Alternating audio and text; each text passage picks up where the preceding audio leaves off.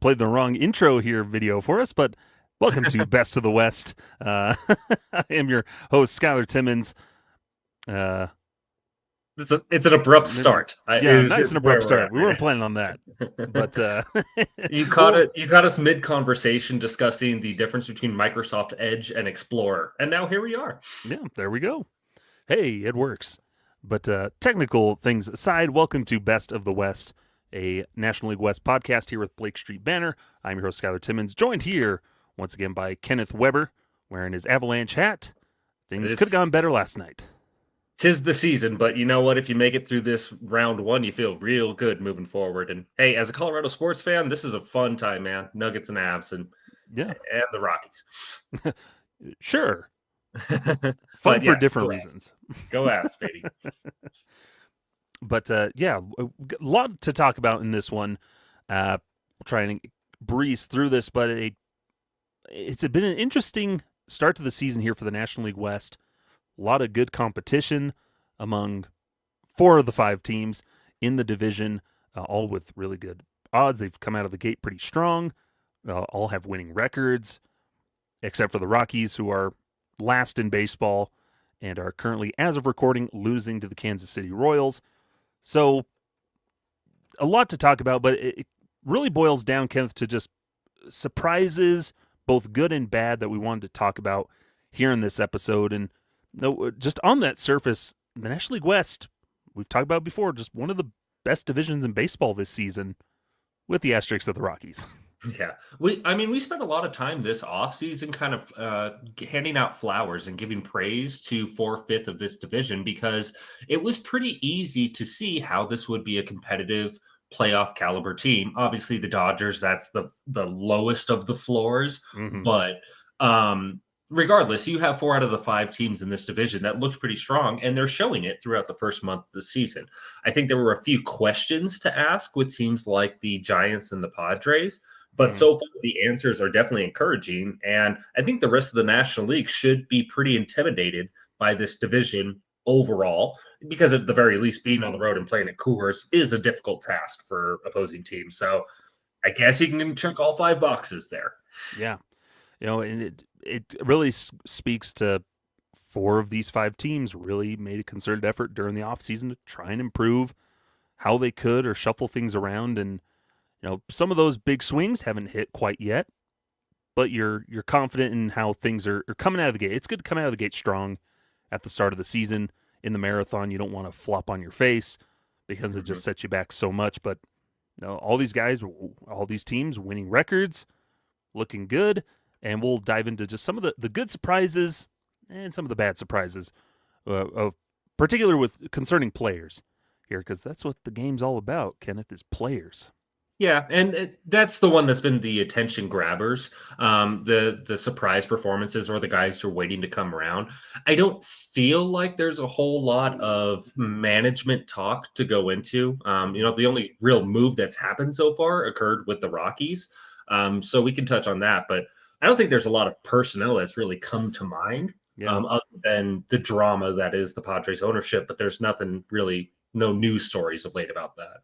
Yeah. No, everybody's kind of a solid ship, Mhm. smooth sailing for everybody out of the gate thus far, and then Except the worst team in baseball. yeah, it's the caveat that you always have to throw in, like, hey, everybody's doing pretty good except And this then team. there's the Rockies. Yeah, everybody knows the meme if they close their eyes where they see the 2 ferocious dragons and then they see the one derp dragon. Mm-hmm. That's pretty much this division with the Rockies. Yes. King Ghidorah from Godzilla. There we go. There you go. But let's dive into this, starting with top of the division, or one of the teams top the division in the Los Angeles Dodgers. Again, if they come in into this Tuesday 16-7 on the season, tied for first in that National League West. So far, they're just doing Dodger things Yeah, that we Dodgers expected in them to first do. place. Yeah, Dodgers in first place. It's fine. I think the Dodgers overall are getting fairly reliable starting pitching and staying healthy for that, and I think that was pretty important for the outset of their season. And you also have Mookie Betts just being a guy. Shohei Ohtani is Mm-hmm. still the most feared hitter in baseball, probably, if not, one of the 3. So yeah, everything's pretty much going as planned with the Dodgers. I think that there's a couple of cracks in the foundation, though, that you're Yeah. wondering how expensive, or how bad is it, kind of thing. So you're starting to see a little bit of that with LA, though. Yeah, as according, they're down 5-4 against the Chicago Cubs at Wrigley. But there's been some of those cracks in the foundation with some injuries, some pitching, and some players that we'll get into not really doing what they had hoped for. Have kind of stalled out of the gate. But these are things that you wanted to talk about. Just the playoff odds for these teams, and specifically like the Dodgers, roughly coming in around 64%, which maybe seems kind of low than maybe what Mhm. people would be expecting. I think if you polled 100 players right now, you would get way more than 64 that believe the Yeah. Los Angeles Dodgers will be in the playoffs. So this is using baseball reference. So when we use playoff odds, it's not a very thorough Mm-hmm. search. It's just kind of using the database and tools we have at our disposal. But you think of the Dodgers, who are currently tied for first place in the National League West, 9 games over 500. They feel like a pretty good bet, especially because you're not quite hitting full stride. Freddie Freeman kind of hasn't been himself the entire season. I think that there's a couple of things that they're trying out, like an Andy Pajes or something like that, that maybe isn't quite clicking the way they wanted it to right away. So there will be some adjustments that get made with this roster. But hey, if you're without one of your three best hitters, practically speaking, in the first couple weeks in the season and you're still doing just fine, they're not anywhere near the panic button. Yeah, yeah. There's a long season. They're constructed their roster where they were anticipating, hey, we're gonna have to manage things because we're going to be a playoff team. So Hmm. no, we've built up the depth because that's going to be the marathon for us coming out of the gate, Yeah. especially when it comes to pitching. Which we can start with him. One of the big surprises, Kenneth, the start to the year is the return of Dustin May on the mound, and Carrot Top's looking good. I was wondering what we were going to use to describe him, what adjective was going in there, but he really does. I mean, he's posted a 1.03 ERA. It's only 3 starts. So obviously, whenever talking about any of these players' performances, good or bad, the sample size is going to be limited. That's just the point that we're at in the season.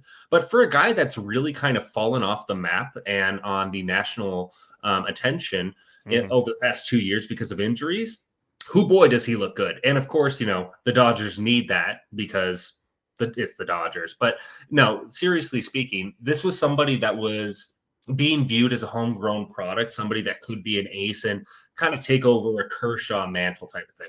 Didn't initially go that way, but you see the talent now. You see why he was held in that regard. And a lot of guys that suffered the injuries that he had don't always come back, and definitely don't Yeah. always come back with the type of stuff that he's shown. So super, super, super encouraging for Los Angeles and their fans, because this could have been nothing, after 2 years away practically.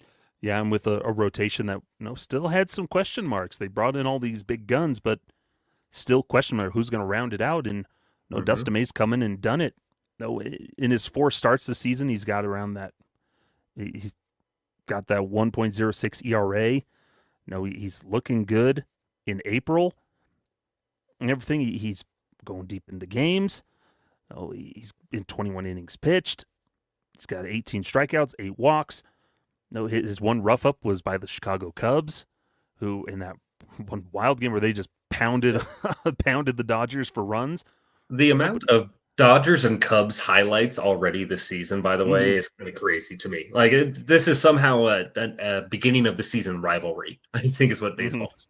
But yeah, the Cubs are a legitimate and formidable opponent. That's for sure.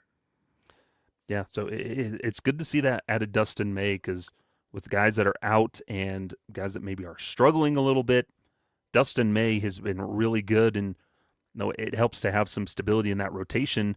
Along with May, I'd also add in Yoshinobu Yamamoto, who not necessarily a surprise, but just kind of further revelation of who he could be when he came over. So you've got a couple of good pitchers in that rotation. You got to be feeling good because it gives you some stability among the other question marks. Yeah, and I think with Yamamoto, it was just I think there was too much pressure put on him Yeah. last season than what the plan really was because of all the injuries that mounted up around him. So now you're putting him in the position that you expected all along, which is a contributor, not necessarily a streak ender.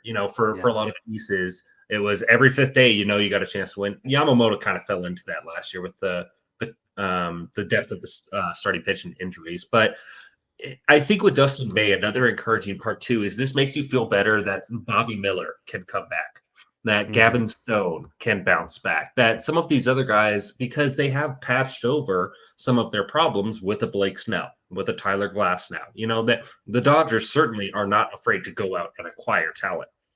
But are they acquiring talent to just better their team or because they're moving on from another piece? That is Hmm.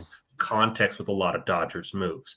And I feel like with the Dustin May being a reclamation project of sorts, now they're coming at it from two angles and not just bringing in Blake Snell to kind of help fix their problems on hand kind of situation. Hmm.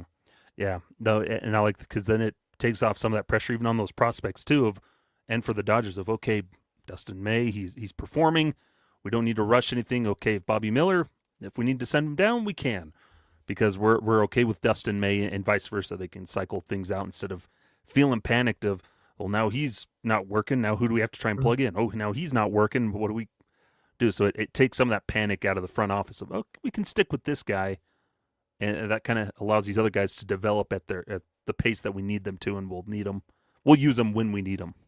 And that's speaking of the guys that are just on the outside looking Yeah, in. But again, going back to Yamamoto, it makes his job a whole lot easier yeah, because now he's not walking into a lot of starts with a fatigued bullpen because the back end of the rotation kind of can't figure it out right now. yeah. The trickle effect of having some stability with May joining, which you already knew you had, at least to start the year with a healthy Glass now, Snell, and Yamamoto. Whew, and we haven't even gotten to Roki Sasaki, where he's Mm, throwing five really good starts already. It just makes it that much easier for everybody, knowing you have some stability outside of just your top guy. yeah. And that can lead us here talking about the bullpen a little bit here, where there's been some revelations out in that bullpen for the Dodgers, who we knew they usually have a good bullpen, and they Hmm. added some veterans to it with Kirby Yates, Blake Trinan came back. I believe he's on the injured list at the moment, but they found some revelations there again, and keep finding guys who can come in and contribute. Oh, and I think Jack Dreyer comes in. He's looking really good at I was about southpaw out of to the say, bullpen. yeah, raise your hand if you expected Jack Dreyer to be the most Yeah. effective reliever in the Los Angeles Dodgers bullpen. But it goes to show why you should respect their player development. But they paid a pretty penny to bring in Tanner Scott and Kirby Mm-hmm. Yates. And you know what? Those guys have been pretty good in 24 combined games pitched. So this is just adding potency to an already polished product. And I think that the bullpen, whew, man, there's nothing worse for a team, especially a team with expectations, than a bullpen that can't figure it out because there's so many games that get lost along the way. The Dodgers, you kind of feel the opposite with right now. It's like, okay, we just got to get it to the sixth inning and we'll be fine for the most part. And that's a huge luxury to have for a lot of teams. A lot of championship teams have been built that way. So, um, bullpens are incredibly volatile, and all it takes Mm-hmm. is one pitch. So who knows? Talking in 3 months, what the bullpen will look like come then. But so far, so good, and the plan is pretty sound for LA's bullpen. Yeah, they come in as of right now at this moment at 3.54 ERA, so they're in that top 10 in the Mhm. league in the bullpen. F WAR wise per Fangraphs, they're tied for first with 1.7. So a lot of value in that bullpen. They're a lot of innings pitched, and they're getting things done. And so Yeah. it's you got that confidence when your starting pitching's going well. It relieves some of the extra workload on the bullpen, who then they can perform at their highest level instead of. It allows Dave Roberts to use his bullpen when he wants to instead of when he's forced to. Yes, and the nice thing is a good bullpen is a bullpen you never notice. You kind of don't even know it's there because it's just running optimally and doing its job. recording outs and getting the game later and later on into the night. And so it does allow him to pick and choose. And we haven't even touched on a guy like maybe Evan Phillips, who was somebody who was pretty important for them in the past. We'll have other guys like Tony Gonsolin coming back from injury. He's been a swing man for them of sorts. So it's not far-fetched to think that it can get even better too, because good Lord, the amount of arms that the LA has stockpiled over the years. Yeah, and whoever random people they bring in at any time for a little bit and see how they perform. So a lot of good things to be nice surprises coming out of, or at least maybe not surprises, but just encouraging things with that pitching staff. Jack Dreyer, I think we can mark down as a surprise. Legitimate. I don't think that there's a whole lot of notoriety to a one-inning lefty reliever, but overall, to really gain the manager's trust on a championship caliber team as a rookie, that's not easy, and that's what Jack Dreyer has done. One honorable mention that I want to put in on the good surprises, though, is Tommy Edman. We talk about some cracks that go on in the foundation. This has been one hell of a Band-Aid that they have, and they extended him during the offseason, too, because they know he's kind of their Mookie Betts 2.0. Wherever there's some issues, wherever there's a concern, we know Tommy can go over there and get the job done for us. And he's performed really well with the bat, putting up some of the best power numbers ever in his career early to start the season. So am I expecting Tommy Edman 40 home run 2025 season? No. But I think that the career year Tommy Edman, we might be staring it in the face right now, and that's pretty cool. Yeah, because they acquired him via trade at that deadline while he was injured. And so they acquired him when he was injured, and then he plays a pretty key role, slotted in nicely with the Dodgers during that World Series run. And then I think they extend him, and now he's slotted in there. He's moving between center field, moving between that infield, kind of helping plug some holes for some of these other surprises, the bad surprises that we'll talk about here in a quick second. He's also leading the team in home runs. Like, let that sink in for a little bit. Tommy has more home runs than Shohei Ohtani. Everything that you said, the versatility, just the fit on the team. It's one of those like almost a hockey roster move kind of thing where it's like, oh, he can do so much for us up and down the lineup. Team leader in home runs is team leader in home runs. And so it doesn't matter versatility or not. So I can't understate, that he's performed very, very well with the bat to start the season. And that's a good surprise. Yeah, and a testament to just how the Dodgers operate development-wise, the big league level, helping them tap into even more. And it's needed because some of the disappointing surprises that we're about to touch on are being covered up by Tommy Edman's play, too. Yeah, and a big one is Kike Hernandez, who has gotten a lot of work. They're at second base. They're on the infield, and it's a fan favorite. They keep bringing him back, but it's not off to the greatest start here in 2025. No, and I think that this wasn't a move that the Dodgers wanted to make necessarily in the offseason. Like, I feel like if, and especially with LA, because they're smart enough of an organization, if they want somebody, they're going to go get it. They did not waste it with Blake Snell. They went out and they got Blake Snell. Kike Hernandez was a late sign. There was a lot of, hey, LA, we're bringing him back, reunion tour, Van Halen, year 45. But it seemed not like a panic move, but obviously a last-minute decision kind of thing. And it hasn't been overly great. I think between him and Chris Taylor, there's a lot of redundancy. Fan favorites, best days are behind. How much is he actually contributing? It's just that Kike is getting the lion's share of the time right now to start. Yeah. He's going to do his thing where he'll throw out some home runs. He's got plenty of pop, 4 home runs currently. But other than that, it's going to be a lot of an empty batting average, low on base. So it's a lot of things that, it's nice to have, but do you want that in your lineup every single day type of thing? And that's kind of where they found themselves because Hyseon Kim had to get sent to AAA so he could refine some things. Who knows how long it'll take before they feel he's ready enough to come back up and slot in every day. And then you could throw Tommy Edman at second base, but it creates problems somewhere else. It creates problems in the outfield of who's going to be out there. The idea was Andy Pajes. That's not really working because kind of copy and paste some of the things that you were saying about Kike Hernandez, and you're going out with Pajes. He's not quite putting up the power as Kike, but it's pretty similar. Where it's a Mhm.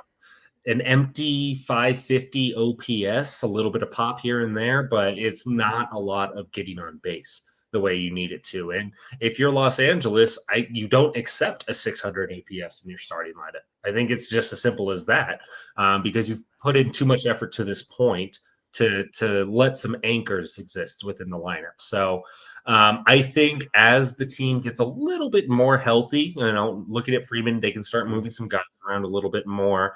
But hey, if they're not happy and we're coming up on June, July, I would not be surprised at all to start seeing them going a different direction. And maybe, something we talked about in the offseason, how much longer do you have left with the old guard of Max Muncy and Chris Yeah. Taylor and Kike, with him coming back? How much longer are these guys going to be counted on to be contributors? Max Muncy still hasn't homered yet this year. He has a strikeout to walk of 28-9. Like Max Muncy has been kind of brutal, and that's not uncommon for him. But how much longer does LA stick with it? Because you got San Diego right up on your heels right now.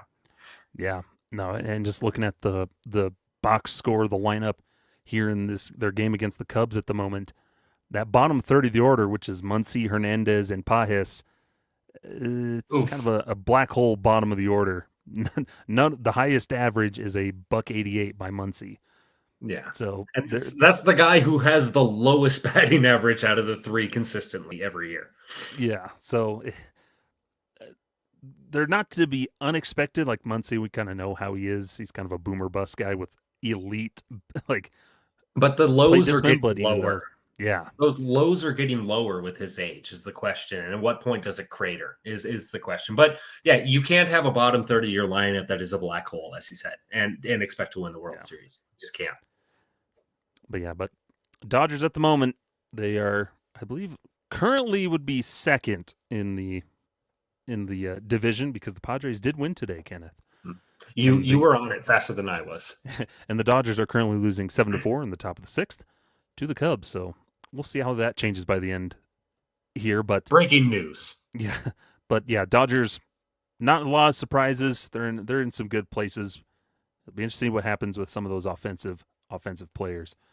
But moving on to the team that's given them a run for their money, off to a very strong start, the San Diego Padres, who are now 17-7 on the season with some really good playoff odds, Mm. 89 and a third percent, and some decent little numbers to win the World Series too.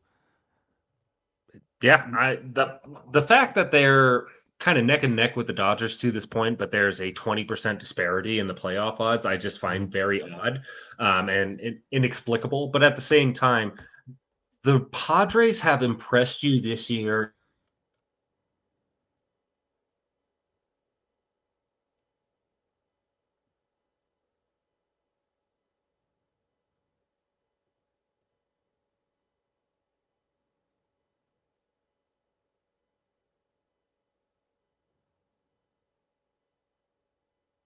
Finding them really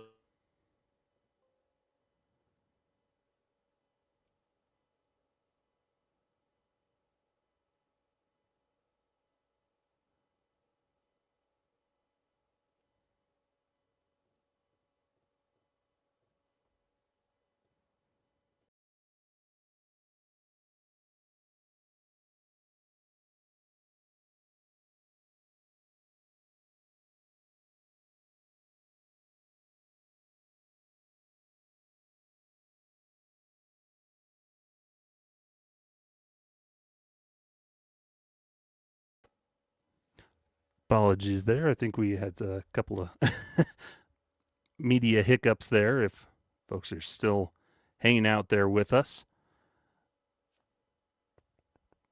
see if we can get Kenneth back here.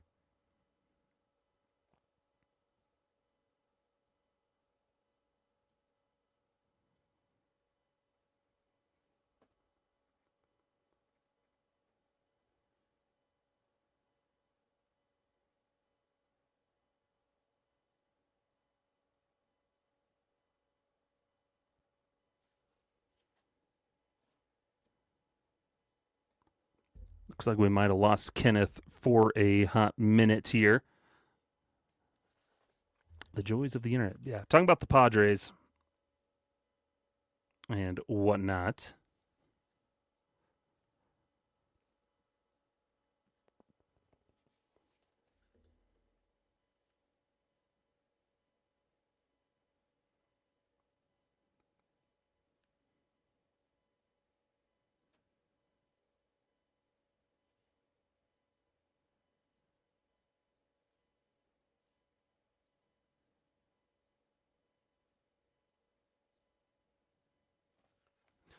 Yeah, it looks like we lost Kenneth for a hot minute, so we'll get him back here hopefully soon. He kind of stalled out, so internet might have gone out. But yeah, talking about the Padres, a lot of interesting things here. Leading that National League West, 17-7, good playoff odds here to start the year, and I think a big part of it is I think we got him back. Lost you. Hey, thanks Comcast. There we go. So where were we? Talking about the Padres. Yeah, sorry about that. So the guys who are supposed to be winning for the Padres are the ones that are making the Padres win. That's the big takeaway with them. So that's, the thing with the Padres and looking at their roster right now, I don't know if I can make a case for anybody being the NL MVP more than Fernando Tatis. And boy, when you have an engine like that, you start going pretty fast. And I think that's what we're seeing out of the Padres to start this year. Yeah, it helps because we know what that offense can do when it's all healthy. And, they're not firing on all cylinders at the moment because they're missing some guys in that lineup to injuries and whatnot. So you're not playing at full strength at the moment. But you have Fernando Tatis Jr., who we keep saying year after year, we've seen the talent of when is this guy going to put up the consistent MVP type numbers, and you hope that maybe this could be the year that he finally just locks it in and gets it done, because we know the power that he's going to throw out year after year. And so it's been a really nice to see where he's healthy, he's on the field, and he's doing MVP-like things, superstar-like things to carry this Padres team. Yeah, and ultimately, you have Fernando Tatis putting up a 200 OPS and a 2 WAR out there. He's leading the National League in runs, baseball WAR, and home runs. And that's huge. I mean, it's him and Vlad Guerrero, I feel like, to your point, we were always just kind of sitting there and waiting for it all to click at the same time. If he stays on this pace, it's going to end up kind of like Acuna's 2022 season where he put up the 70 steals, not necessarily to that historic 40-70 season, but the one where it's just clearly blows you away with the level of production that he put out there compared to everybody else in the league. Like, I could see that this being the ground floor of that type of year for him if he stays healthy. And that's a huge thing, because if you lose Tatis for 40 games at some point this year, like has kind of been the annual thing, that changes the Padres season a lot, and it obviously changes his MVP case too. Yeah, he's got to stay healthy and just stay on the field, and because he's doing some big things here. That 344 average, 417 on base, 644 slugging. With that OPS up over 1, 16 strikeouts, 12 walks, and then his 8 home runs among his 31 hits. So he's just putting the ball in play and doing it with authority, which, hey, he's dynamic. What you want. He's one of the most dynamic players in baseball, and that's also why I use that Acuna comparison, because this is a Gold Glove right field that's going on there the whole time, and then everything just branches off of him. It now allows a Jackson Merrill to go through his ups and downs but be dynamic in his own way. Allows Manny Machado to just kind of pick up the scraps, which has always been the idea with the lineup, And even like somebody like Xander Bogaerts, it takes the pressure off him to just go out and be a normal ball player, which is what he's been. And hey, it's a good formula for success, but he is critical to it all. And so far, it's working as designed. Yeah, Xander Bogaerts is not lighting the world on fire, but doing solid in that lineup where he is just getting on base, doing his thing, coming in to score runs. There's a bunch of table setters that then a Fernando Tatis Jr., he can set the table himself, but then he can also drive in runs that are coming down. 23 runs scored for Fernando Tatis Jr. Dude, like he has been so fun to watch as a fan. But his impact on the game it's what makes him one of the best players in the world. You see his ability to impact the game with his speed, with his fielding, obviously with his power. And very few guys can kind of do it all the way he does. And the numbers are just reflecting that. Really, anytime you have an OPS plus in the triple digits and it starts with 2, you're doing pretty good. And it's a very clear kind of hot streak. But there's some good depth that's been added along the way. I think one of them to touch on is Gavin Sheets, because this lineup is looking pretty good without many black holes, the same way we talked about LA earlier.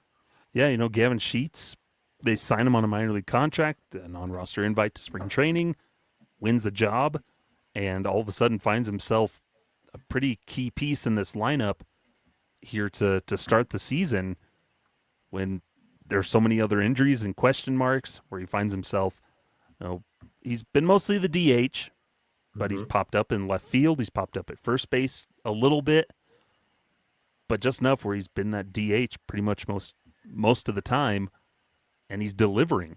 All of a sudden, a revelation where there was some holes in that lineup, and all of a sudden you get a guy like Gavin Sheets, throw him in at DH, and all of a sudden he's contributing. Yeah, and this was kind of one of the fun things about the Padres this offseason is they just kind of held an open tryout, it felt like, for a lot of spots. And we talked, about Tirso Ornelas or Brandon Lockridge, Jason Hayward we've touched on. It's going to be throw whatever works at the wall, and if it sticks, then ride with it. And Sheets has been that. It's been an up-and-down career. It's just a bat guy, but, man, he seems to be finding a home in San Diego at least, so that's pretty cool. Yeah, it's good to see that for him. 323 average.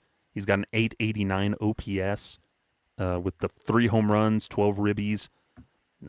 He's putting up DH numbers, so to speak. He's up for a little more power to come, but he's putting the ball in play. He's driving in runs. He's doing his job.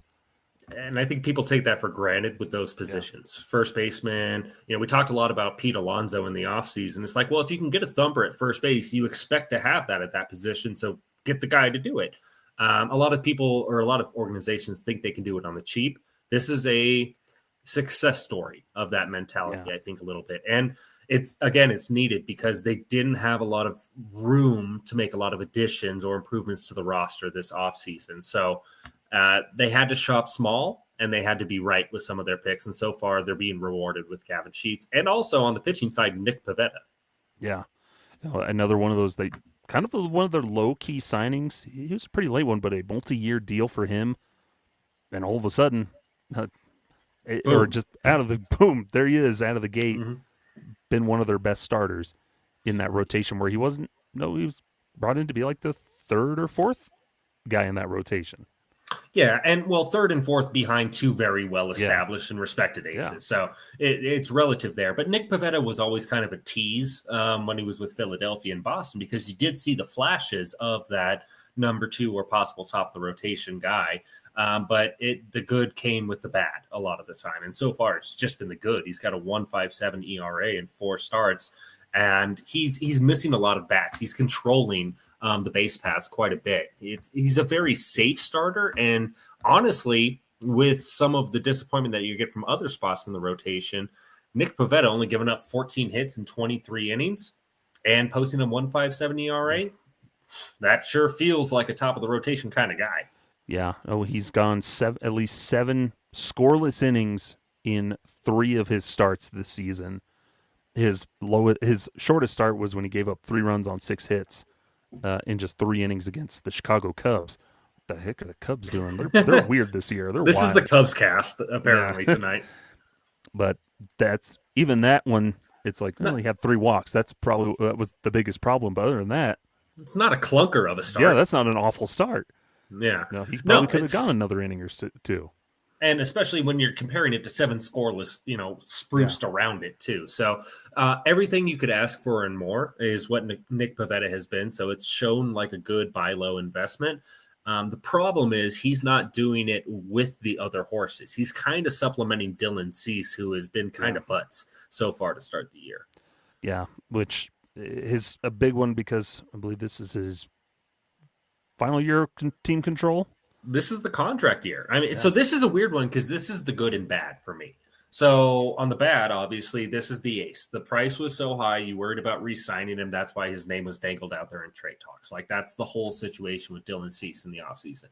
Now it's, okay, he's kind of stinking up the joint. Dude, he has 30 hits allowed in 25 and a third innings, and he's still showing well. He has 30 strikeouts in that time and only 8 walks, only 2 home runs allowed. So there's nothing that really jumps out and says, oh, clear issue here.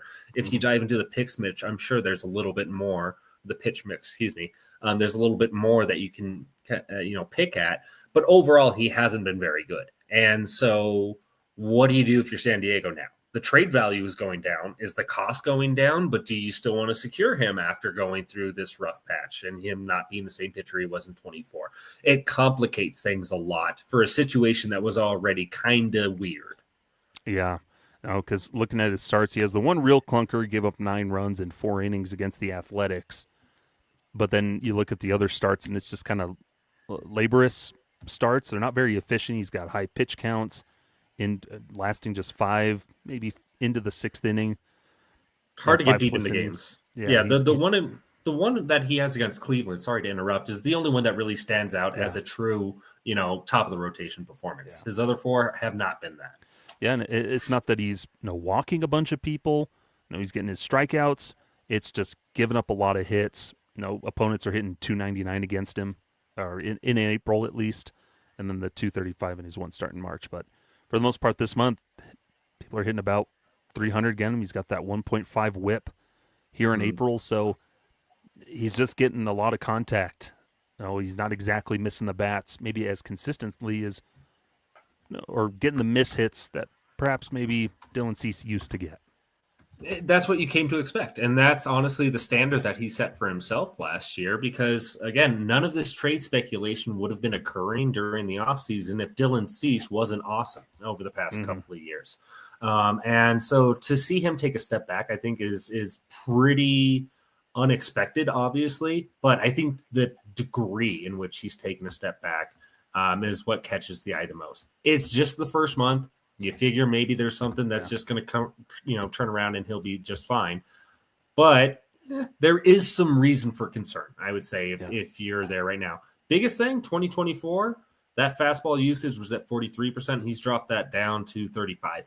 He seems to be getting away from his fastball, and that seems to correspond with people hitting him a lot more too. Yeah. It could be as simple as a pitch mix, or it could be an underlying bigger issue. And I think that's just the whole complication of it all is, are you losing the zip? Because if so, uh-oh. Yeah. That, or it's the big beard and he just needs to shave back down to the mustache. Fair enough, man. Jabba Chamberlain isn't welcome around here. He's got to clean that up a little bit. But yeah, a really big one. And real quick here, I wouldn't say necessarily a bad surprise, just because he is kind of on the decline, but still, Jason Hayward, you would hope to get a little bit more out of him in that role in the outfield, especially what he had done with the Dodgers, during those last couple of years. And then, he comes over and he's kind of settled in. He's only going to face right-handed hitters.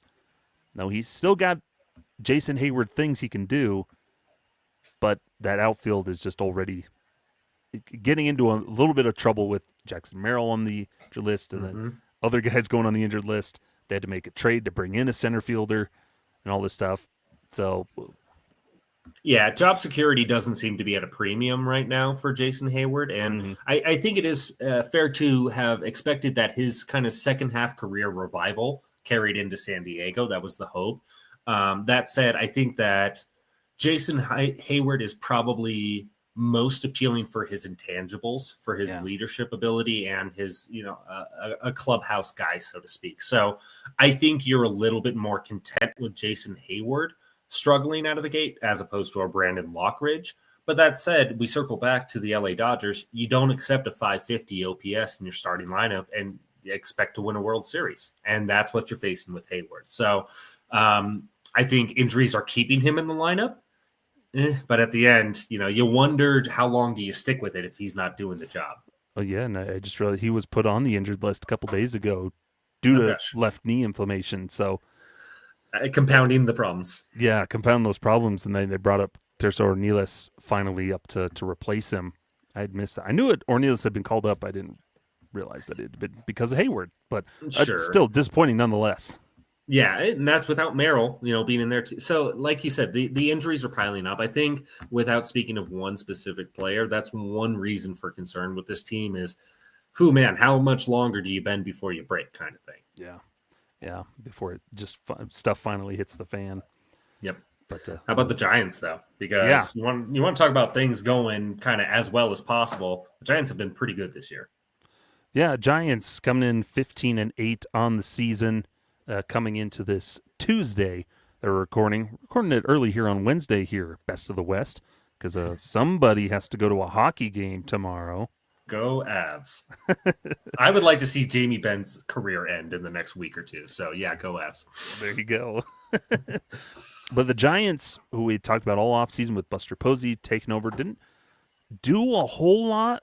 Just brought in Willie Adames and Justin Verlander, who, oddly enough, are kind of the disappointing things to start the season, at least not off to a hot start. And that's probably where we can start here, just change up this formula a little bit. That's probably the glaring thing with where the Giants are. We'll get into why they're at where they are right now with the good surprises, but you would have really hoped for more from Willie Adames after signing that big contract. He was your marquee free agent of the offseason and not off to a very good start with the Giants this season. Yeah, I remember when we were doing the season preview and discussing San Francisco, one of the big things is they've been itching to spend some of this money in free agency and gain some attention over several past off seasons. And Willie Adames is really the first one to sign that fans are pretty familiar with. So there was going to be a lot of attention paid to him to come in and be that high money lineup addition, and it really hasn't been impressive at all. He's got a 56 OPS plus and 1 home run so far this season. He's just not being an impactful player for them necessarily. Now, are they able to compensate for it? Yes, absolutely. But you need Willie Adames to be a fixture in the middle of the lineup. You paid for this guy to be that guy for you after a lot of other guys up to that point had said no. So his contract's a little weird. I thought he was going to get a lot more bucks a little bit more even distribution, I should say, of the money. Mm-hmm. So he's only at about $13.5 million this year, something like that. And that's the case for the next couple of years. But then I think it was over the last 3 years of the deal, it skyrockets to $31 million a year.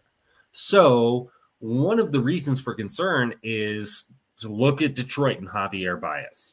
Yeah. Right? The last thing that you want is as soon as you buy that new car, you find out that there's a problem with the transmission and you're kind of stuck with it over the next couple of years. Like that's the ultimate concern with them. But that said, it's just the first month, but he needs to be more in this lineup. Yeah. You're just not getting the impact that he was shown in Milwaukee. And we knew this was a concern because San Francisco, tough place to hit. Not conducive to a lot of the big power numbers, so to speak, that he was putting up. And so then when you come over, you can see that stark difference, the contrast in how he's performing. And he's a high contact guy, puts that ball in play, but he's got a lot of swing and miss to his game too. He's going to strike out quite a bit and not draw a ton of walks, but a decent enough amount. But you offset those with the power numbers and just not getting that at the moment. You don't expect him, based on the environment as you well laid out, to be a 30 to 35 home run guy like he was in Milwaukee, and that's fine. But you can't have him with a sub 300 on base percentage. Yeah. And right now he's in that 260 range. So yes, you understand that it's going to be trading some of the power for a larger outfield, but that should equate to more on base, and that's not happening right now. So you trust will turn around. It's a new organization. It's a lot of expectations, new environment, whole new division. He's never played really on the West Coast up to this point. He's been Tampa and Milwaukee. So there's a lot of things that are understandable as to why it's not clicking right away. And hey, Matt Chapman didn't light the world on fire when he first got to San Francisco, but look at him now. So plenty of reason for optimism. That said, you won't forget what happened in Detroit with Javi Baez, so it does kind of scare the crap out of you a little bit if he really is falling off. Yeah, because there's so many expectations that come with, this is the big free agent signing that we had, and he's going to be a keystone staple in our offense, and then for him to kind of fall flat coming out of the gate to start the season, no, it's never a good look. You want him to hit the ground running. But like you said, there's still plenty of time. It's just April. He could turn things around as soon as the clock turns to May, pull a Brendan Rodgers and just start hitting everything and getting familiar, more comfortable in that environment. But definitely room to concern. Yeah, one thing I didn't look at that could be notoriously the case with a lot of guys, and I feel like the only one that comes to mind is Max Muncy. There are notorious slow starters in the league, and maybe Adames is one of those guys, and we're just forgetting it at the moment. So that is a factor into all of these. But that said, there's a lot of spotlight on Adames because this is a long-term thing. Now, their other big acquisition was Justin Verlander. It's a flat one-year deal, but it's just as smelly so far. Justin Verlander, he came in, 13 million, 15 million that he's getting paid. He's getting paid 15 million this year. And he's got 26 hits allowed in 24 innings, 5.47 ERA. Same way we talk about a big outfield being beneficial for hitting, it should be beneficial for pitching, honestly, with less balls leaving the yard.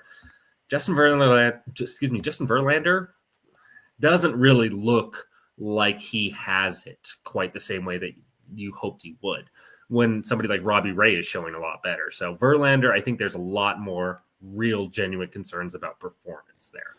Yeah, because he's working deeper into game. He's working into games, a decent amount, 5+ innings most of the time. But it also comes with a lot of contact, giving up a lot of runs. He's issuing some walks and everything. His most recent start against the Angels, a classic Verlander start, 1 run on 2 hits over 6 innings, 6 punch outs. There's little glimpses here and there, but said this dude's 42 on the last legs of his career. We both knew we shouldn't expect him to be a lights out Cy Young Award, caliber Justin Verlander, but it's part of, how long do you ride with him when perhaps you have some other guys who might be showing well or knocking on the door of getting ready to get the call up to make their debut or take over that spot in the rotation. Yeah, and I think that also was a case that works in Adames's favor for his situation, because you don't have somebody trying to beat him out at shortstop. They signed him to be the long-term fixture at that position. When it comes to Justin Verlander, it's just simply a matter of whoever's going to be most effective is going to be the one that's out there getting the ball. And also, I think, as you mentioned, at the tail end of the career, it's probably a shorter leash that is necessary for Verlander too, because his ability to be effective and get deeper into games just isn't there the way it used to be. You don't have the same dominant Justin Verlander, no-hitter, Nolan Ryan, modern Nolan Ryan anymore. So now can you get 5 innings out of him? Can you get 5 innings and consider that, a quality start if he's given up less than 4? That's kind of the guy he's shown to be so far this year. And that's, just as a fan, that's not ever going to be the Justin Verlander that we remember. Yeah, absolutely. But despite these things, Giants are still in a good spot. Middle of that pack there with the in the West, and they're just about to start their game tonight. West Coast, baby. A big part of that is some guys that are getting it done on the field, and a big one, Jung Ho Lee, who is healthy. He's on the field and playing, and we're getting to see more and more of how good he can be and how instrumental he can be in this offense. Near that top of the order, he's getting it done. He's awesome.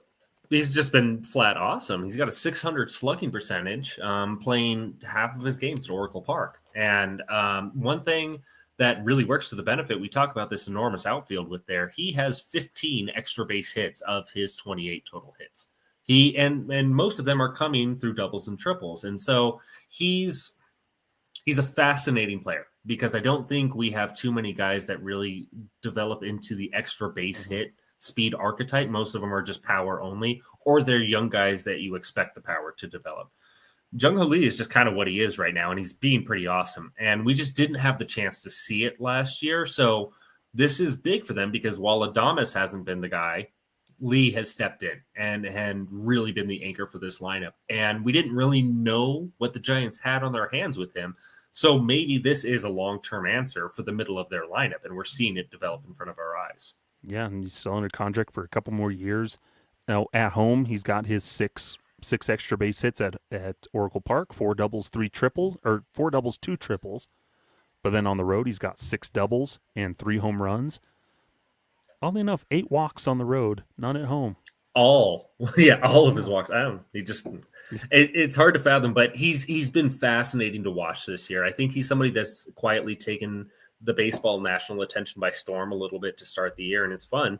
But also, this is what the Giants have been waiting for years, is somebody that they splurge and spend some money on to come in and make a real tangible impact and get this offense back on track. And we're seeing it with Lee.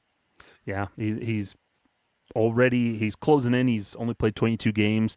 He had 37 games last season, but he's already pretty much well above all the offensive marks. Everything else, yeah. Everything from last season, and he's already done it in 22 games. Already has more home runs, more doubles, in 10 fewer hits than he had last season. So he's getting it done. This is like we talked about. They didn't do a whole lot to maybe plug some things, but him being healthy and performing this season, it's kind of like, hey, we did get that free agent addition this season to start the gate. Yeah, and so you speak about lost seasons. Last year was a very true lost season for Jung Ho Lee, and I think again, him coming over internationally too, you just had no idea what you were getting on hand. And then the fun part is behind it. There's still the Giants voodoo magic that's working just fine. Wilmer Flores leads the National League in RBIs. That was on everybody's bingo card. That's like, dude, that's just the most Giants thing I've ever heard. So there's still a well-run and competent organization behind it.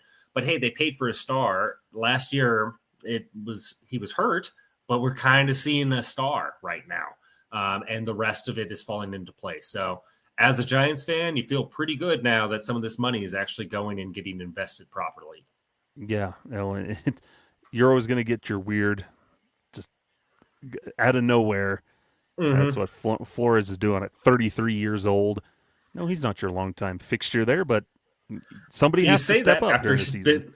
You say that, but he's been there for like 77 years. So the thing is, there will always be a Travis Ishikawa that happens with the San Francisco Giants. And Wilmer Flores has just this year to start has been awesome, and he's been a benefactor of the rest of the offense outside, really, Adames functioning pretty well. Yeah. And Lamont Wade Jr. Yeah, he's got his 7 homers and everything. Like, he's got the pop in there. He'll play plenty, but he's not going to light the world on fire. He's going to kind of be a dependable bat in that lineup. Like you said, he's been there for 7 years.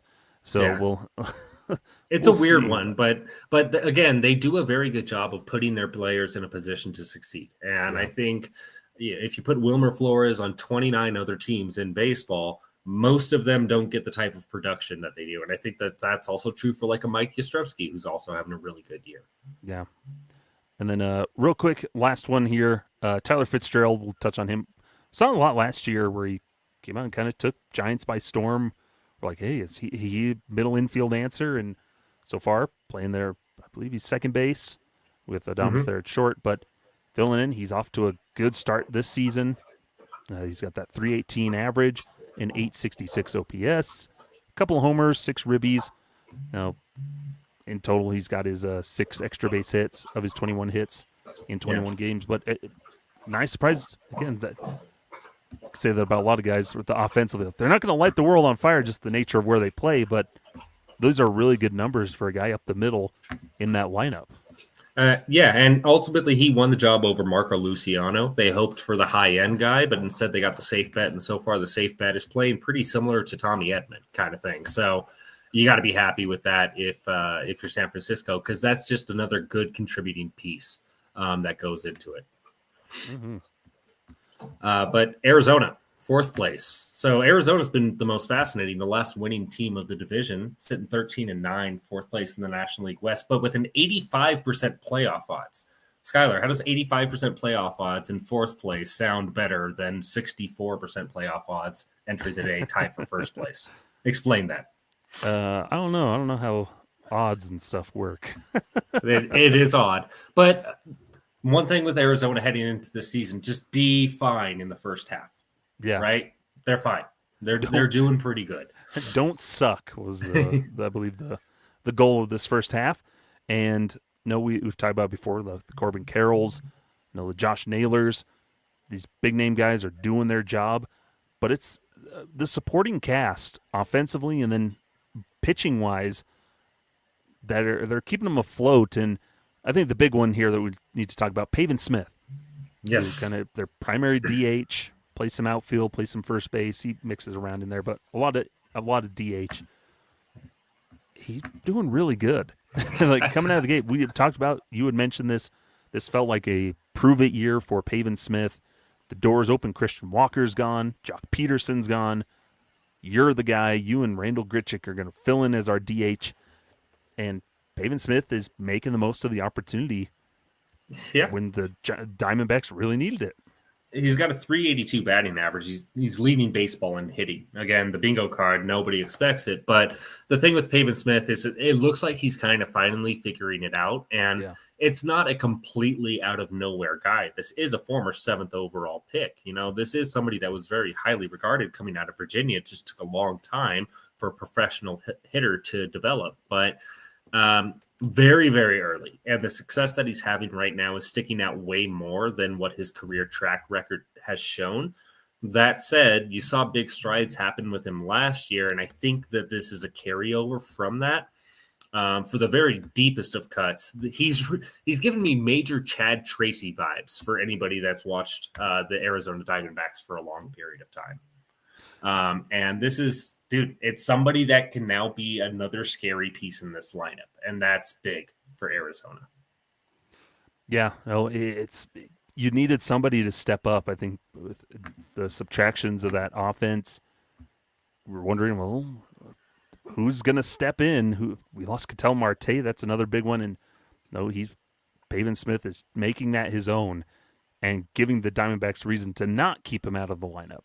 And what does this affect on the Josh Naylor, contract conversations too? So that's another interesting wrinkle. This is just a homegrown guy that's learned how to hit, and oh boy, is it showing. So it's weird to say, but so far, if anybody looks like a surprise all-star in the infancy of the season, kind of feels like Pavin Smith to me. Yeah. No, it's good to see. I added him to my fantasy team. I was like, I need another big guy. He has the most points that's available on the free agent market. Yes, please and thank you. Yeah, heck yeah, I'll take him. No, and hopefully, as the time goes on, he'll tap into that power a little bit more. 3 home runs, 8 doubles, not terrible. Like you said, he's putting bat to ball, a good on base, 20 strikeouts to 11 walks. You'll take that. Good all around, good sound hitting that you love to see out of a guy.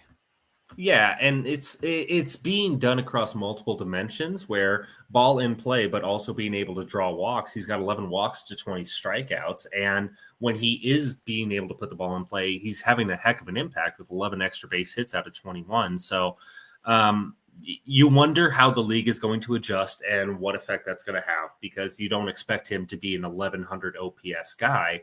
That said, this is a guy who finished last year close to a 900 OPS in 160 plate appearances. So I'm not, terribly surprised at the results with this. It's just how high is this ceiling that we see him ascending to. Yeah, but he's finding a spot to just cement himself into that lineup. And with a couple of years. Yeah, with Arizona, though, to finish the point, how awesome is that to have that behind Corbin Carroll, behind whenever he gets healthy, Ketel Marte, behind Josh Naylor. The fact that they're putting him in the position to succeed as the anchor of the bottom third of the order, or when he's streaking and hot, obviously move him up. But it's an incredible luxury for this team a little bit, too. So that's just adding to the good fortune of Arizona, of good young, a mix of good young and veteran talent. Yeah, and to have like a homegrown guy break through finally, and so it maybe takes off like, okay, we don't have to try and go out and spend big money to bring in somebody else to replace him because he's had an awful season. Still plenty of time throughout the year. Hopefully he can keep this up, but for now you're feeling good. We're like, okay, maybe we have an answer here maybe. Really, where you thought you might have had a problem, it turns out that you're in better shape than you realized. Yeah. And, a good equivalent, we don't have to spend a ton of time on him, but Brandon Pfaadt has kind of turned that corner in a rotation that has been a little shaky to start the year. But Brandon Pfaadt of homegrown guys, 3.04 ERA, a 110 whip, which is pretty impressive, with a 241 opponent average. He's just looking like that real good, steady number 3 in the rotation. And this is someone that had a lot of attention paid to him because of his postseason performance. So now it's kind of starting to carry over into the regular season. And it's needed because some of those rotation veterans have not been great. No, I think that's the big thing. Pfaadt is also on the mound here tonight against the Rays while we're recording this. It's 1-0 against the Tampa Bay Rays. We had Pavetta pitch earlier today too, and he threw a shutout. So we're on track to help you guys out. There you go.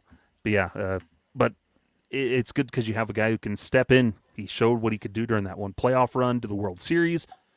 Like, okay, and then stumbled a little bit last year, but still pretty solid. And to come out of the gate, it's kind of like we were talking about with Dustin May. Guy who comes in and solidifying at least a bright spot in that rotation where everyone else has kind of been not great. Kind of a little disappointing coming out of the gate with Corbin Burns, Merrill Kelly, Zach Gallen. No, they've shown flashes, but really lackluster.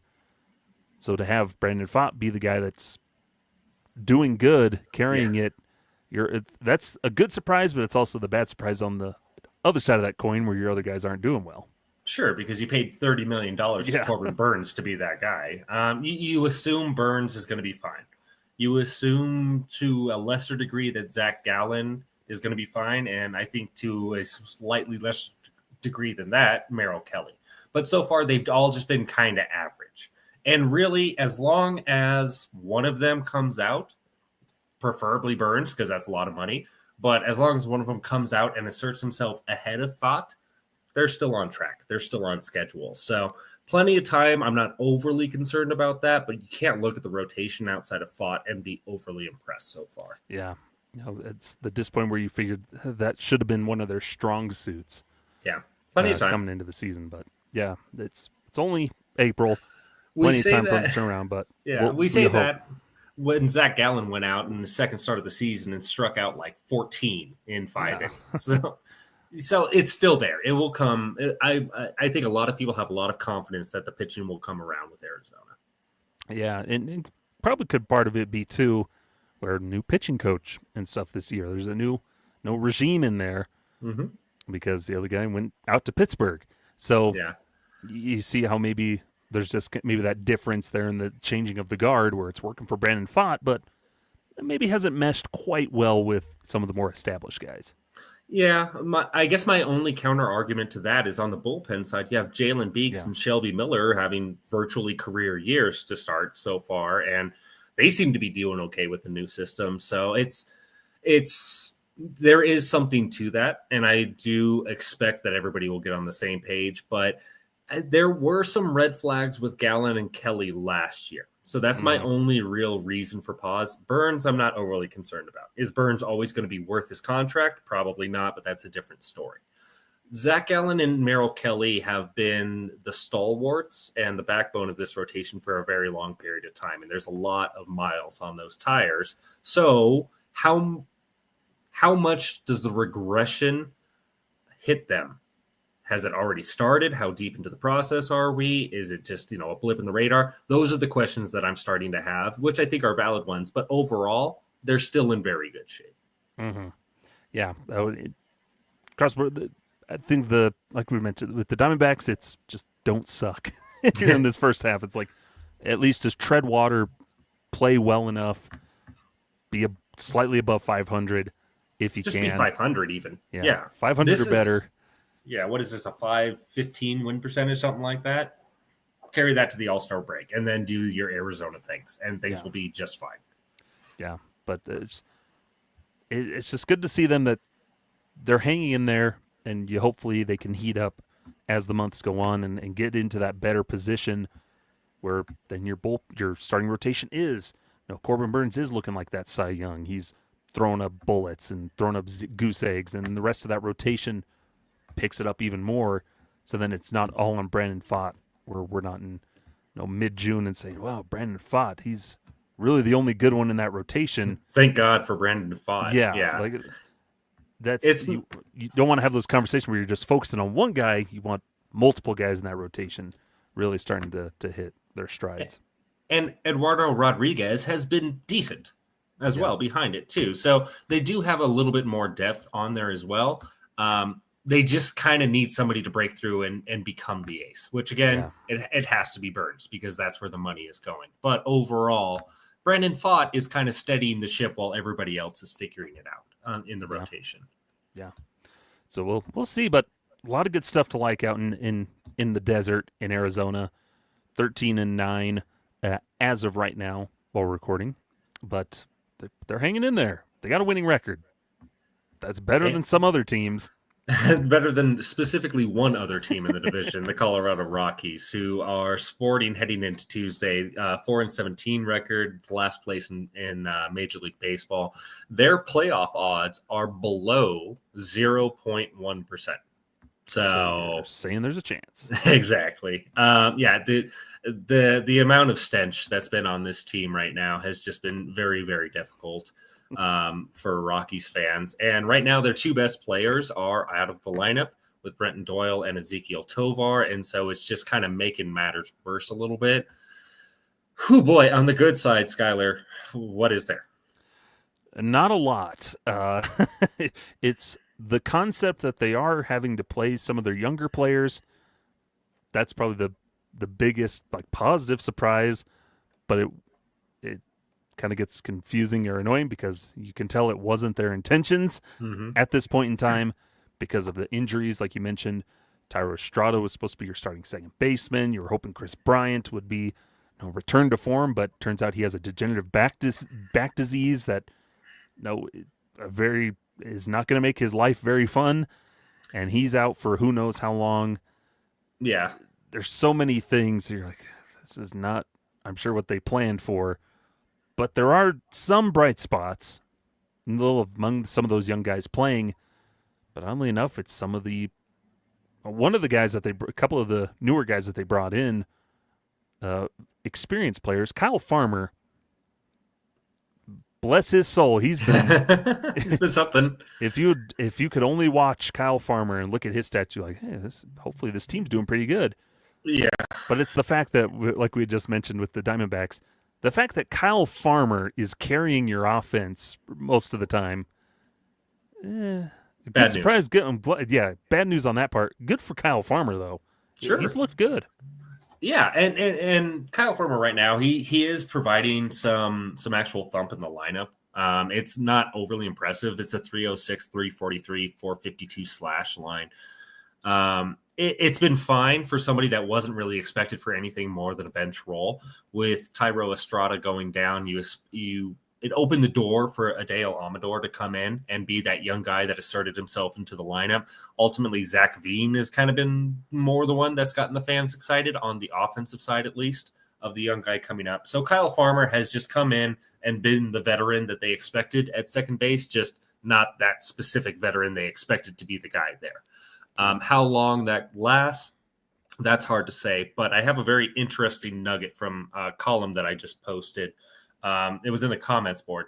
The Rockies haven't had a player with an OPS plus over 100 since CJ Cron, I think is what it was on there in 21-22. And Kyle Farmer is now on pace to be the first one since then. That's brutal. That is so brutal to hear. Yeah. And, of course, as we talk about him, he's currently 0 for 4 against the Kansas City Royals tonight. So drops his average to 288 with a 748 OPS. But, hey, still is better than most everybody else on that team. You got to figure that there's a Cinderella midnight kind of situation that's going to happen with Kyle Farmer in this production. But so far, it's been sorely needed in a very bad lineup, and he has delivered. So credit where it's due, for sure. I think the two younger guys that are the biggest surprises are a little bit more interesting. Mm-hmm. I want to start with Hunter Goodman, though, because the catching position, Elias Diaz was the longtime stalwart. It was clearly over, towards the end of last year. The Rockies moved on. He's now in San Diego. They always had their eyes, it felt like, earmarked on Drew Romo as the catcher of the future, but Hunter Goodman has come in and established himself as a very potent major league hitter. He's put up a 102 OPS plus. He's got some of that thump in his bat that is showing with the home runs and extra base potential. The same way that Diaz became an all-star by being kind of a league average hitter at the catching position, man, Hunter Goodman could be just that. And that was one of the career years in Rockies catching history. Yeah. Yeah, I'm always I know folks over at Blake Street Banner, they love Hunter Goodman. I'm still skeptical of him, at least on the catching side. And the defense. The defense side of it, I would much rather have a Drew Romo or a Braxton Fulford, who are a little bit more well-regarded catching-wise. So you've seen with Goodman, with Bryant down, Goodman's been the DH. They like the bat more. That he's been catching more than he's been catching a lot of the time, it seems like. Or more often than not, he's going to be in the DH role. And to start the season, he got off to that hot stretch, and then he went down in the valley and couldn't seem to buy a hit. It just fell off a cliff. It's picking up now. He's got a 7-game hitting streak at the moment. It's him making that evolution of beyond just, bat make ball go boom. It's increasing his just overall game at the plate, which you're starting to see a little bit. He's putting a little bit better swings, putting the ball in play, using some speed to get down the line. So it's him becoming a more complete hitter because we know the power potential, what he can do. That's what's going to sell me. But I still view him as a Willeen Rosario, maybe just a little bit better defender, but a good hitter, good power hitter, but I want a different option behind the dish more often than not. Yeah. Rosario, I'm with you to a point. I think that the decision-making as a hitter is better with Goodman than with Rosario. I think Rosario swung and missed his way out of baseball or out of Major League Baseball, where I don't necessarily see that with Goodman. But your point remains valid in terms of the defensive concerns and the limitations that he provides at a very crucial defensive positions. The bat doesn't do enough to compensate for it. And so I think the fact that he is getting a real crack at being a major league catcher is more than I expected when he first got brought in. I thought it was a very clear move him off and let him bash somewhere on a corner. But he's kind of having a poor man's Kyle Schwarber start to his career, minus the World Series aspirations early on. Yeah. But there is some questions, but through it all, you're seeing a pretty good hitter. Yeah. And that's important for a lineup that and an organization that honestly is just pretty desperate to find more of that. Yeah. I could maybe put him as where current day, in a sense, in that comparison of where current day Gary Sanchez is. Sure. Sanchez has improved his defense over the last couple of years when he was with Minnesota and then with San Diego. And then he's kind of fell off into I'm the DH backup catcher role with the Brewers and with the Orioles. That's kind of where I hope Goodman doesn't fall down to, where you can maybe step into more of that DH role. And that's just going to be part of, can that bat continue to develop a little bit more? Yeah, but before Gary Sanchez basically proved he couldn't catch as an everyday starter, he was an all-star. There was some highs there. So I like that comp. It's a hard one to place. But overall, Hunter Goodman is more part of the solution than part of the problem for Colorado right now. Yeah. And one other one to touch on just briefly, Mickey Moniak, whole weird thing of him getting to Colorado. It felt like there was a good amount of backlash, not because of Mickey Moniak, but because of the organization and decisions.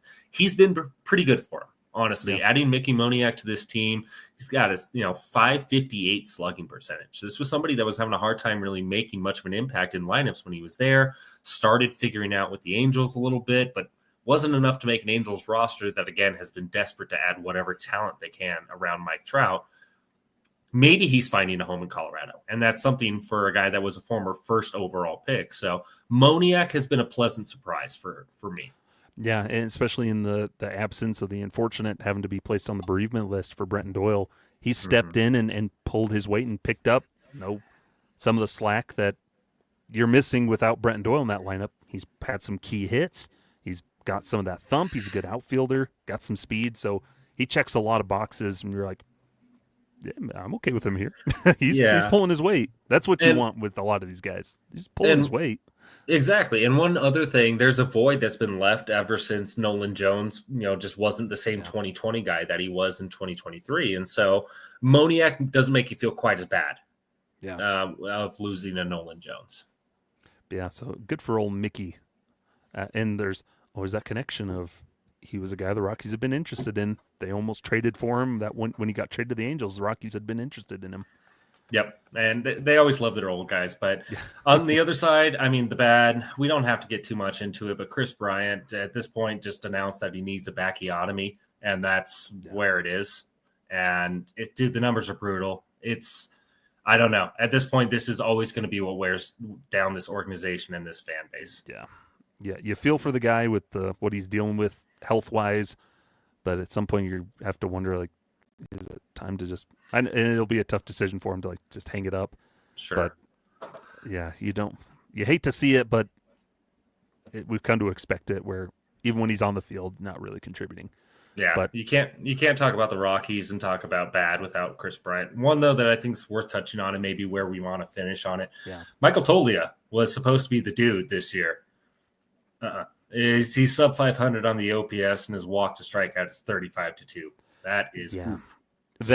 That's the big thing where he comes back in that June and he's set the Rockies record for consecutive starts at first base. Had that good second half when he came back up, 25 homers and everything. Looked like, okay, we've got it. We've got first base figured out. He's going to have a breakout year. That's what a lot of people are saying.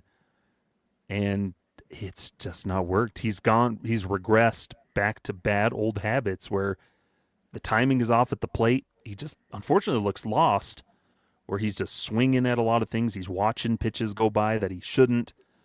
There's just no thump there. One home run, which was a grand slam, but still, it's just not putting the ball. Yeah, we need more out of Michael Toglia where, we can deal with strikeouts, but he's not getting the walks like he was last year as well. And so the book's written on him. Mm-hmm. He hasn't been able to adjust this season, and that's been very disappointing, very discouraging. And this is supposed to be your third or fourth best hitter, depending on what you think about Chris Bryant anymore. So you need him, and it hasn't been working out. And as a 3 true outcome guy, I think this was always the concern about him during his development to this point is, can you avoid the low lows and just be, find that steady pace? Right now we're in that low. Yeah. And additionally, I don't know. I've seen this story before with Eleris Montero too. So there is something in the back of your mind too, because you've waited a long time for Toglia to take over the position you thought he had. We thought Nolan Jones was going to be here by this point too. So things change. Yeah. And, part of it too is you hope it comes down to you bring in a new hitting coach with all these problems and Bam Bam Eulen's out. Clint Hurdle comes in, who's worked with a lot of these young guys. Mm-hmm. Can Hurdle have an impact over these next couple of weeks to get Toglia back on the right path? That's a big question that we will have with Toglia throughout the year. You gotta dig yourself out of that funk, because if he can get to a level of being a Kyle Schwarber, we'll take not a great a great batting average, but we'll take plenty of walks, we'll take plenty of home runs. Yep, and then he plays some Gold Glove level defense at first, so you can absolutely live with that, but you can't live with it when it's not hitting. Yeah. That's just all there is to it. So I think there's time. We'll see what happens with Toglia, but I think he was a very divisive player for this skill set, and you're seeing why now, from what his second half was last year to how he started the season this year. Yeah. Rough go of it, and it's just piles on for the Rockies, where it's not great. Bummer of an episode, but you are seeing some of the young guys come up. Hopefully it creates opportunities for them, but man, you can't turn and spin the Rockies around and feel good about this team right now. That's just the honest answer about where it's at. Yeah, just the vibes are all off with that team, and you just a lot of changes need to happen. Maybe staff personnel wise, coaching wise, organization wise, ownership, everything. Sometimes you make a whole channel that's dedicated to it, but the West is good. The Rockies are a pile of stink. But the West overall, dude, the West has been fun to watch. And I think it's just a lot of the guys we touched on are really worth watching throughout the rest of this year because it's a good division.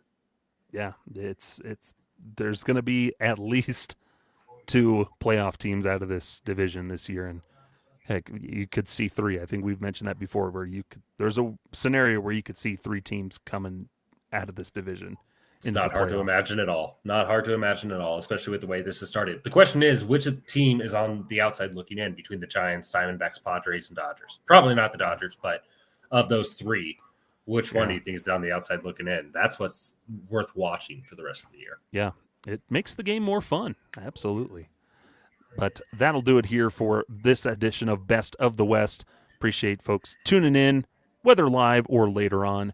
And apologies for whatever technical difficulties. Thanks again, Comcast. It happens. As long as it wasn't me. I was scared it was mine. Like, oh, no. There's a bit that's lost that was only said in my kitchen because I wasn't sure who was dead at the time. So, oh, it was just profanity laced. Oh, we couldn't air it. But Kenneth, where can the folks find you? You can find me over at Purple Row hanging out. I'll also be on Twitter at KDub1988. You can find me over on Twitter at Skyler Timmins or Blue Sky at Timmins or stimmins13.bsky.social, or hanging out over at purpleroad.com, or writing for fansfirstsportsnetwork.com, and also doing other stuff like Rocky Mountain Rooftop. Good stuff over there. Busy man. Yeah, I do. Try to stay busy. But be sure to follow Blake Street Banner on all your favorite social media platforms, as well as on YouTube. Be sure to like and subscribe. Best of the West, new episodes every week with myself and Kenneth. And be sure to go check out BlakeStreetBanner.com and a slew of other shows that they have over on the busy network. But until next time, this has been Best of the West. And as always, remember, the best is yet to come.